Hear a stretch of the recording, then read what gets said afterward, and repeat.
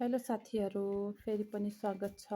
अनि आज पनि भिडियो बनाउने ढिला भयो, किनकि अब स्कुलदेखि आएर अनि यसो एकछिन रेस्ट गरेर अनि बाहिर यसो तरकारीहरू लिन गएको। अनि आउँदा आउँदा ढिला भयो। त्यसपछि बच्चालाई होमवर्क गराउँदा खाना खाँदा झन् ढिला भयो।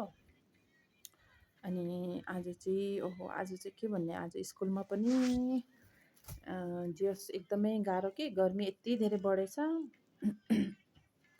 बस्नै नसक्ने, आलस तालस। अब स्कुलमा पनि त्यस्तै छ। हामीले त अब स्कुलमा यति गर्मी बढेर बच्चाहरूलाई बाहिर खेल्ने अलाउड पनि गरेको छैन, किनकि अब यस्तो गर्मीमा त ठिगानु हुँदैन कहिले के हुन्छ भनेर। अब हामी जस्तो ठुल्ठालो मान्छेलाई त गर्मीमा कस्तो गाह्रो हुन्छ, झन् चक्कर लाग्ने, अब डिहाइड्रेसनहरू हुन्छ।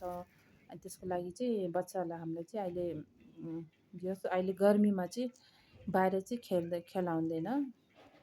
सकेसम्म क्लासमा राखेर खेलाउने हो।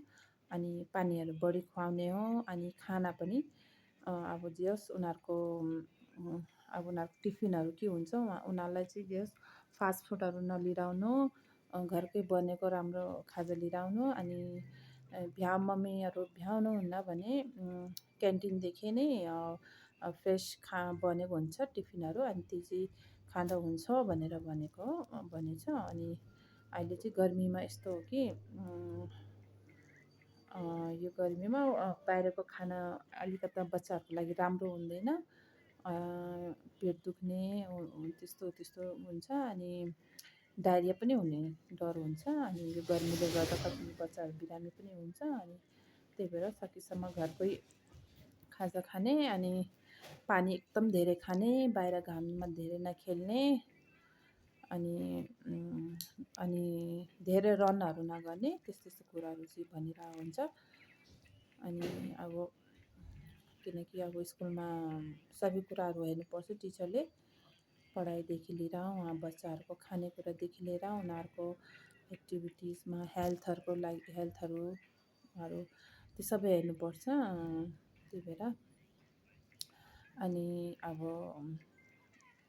सबैको स्कुलमा त्यस्तो होला। अनि त्यस्तो छ भने यसो कमेन्ट गर्न सक्नुहुन्छ, आफ्नो कुराहरू भन्न सक्नुहुन्छ। जे होस्, तर आज चाहिँ हाम्रो सिनियर क्लासदेखि चाहिँ स्विमिङमा गएको थिएँ। अनि भोलि चाहिँ हाम्रो जुनियर क्लासको पालो हो। अब अरू कुरा चाहिँ भोलि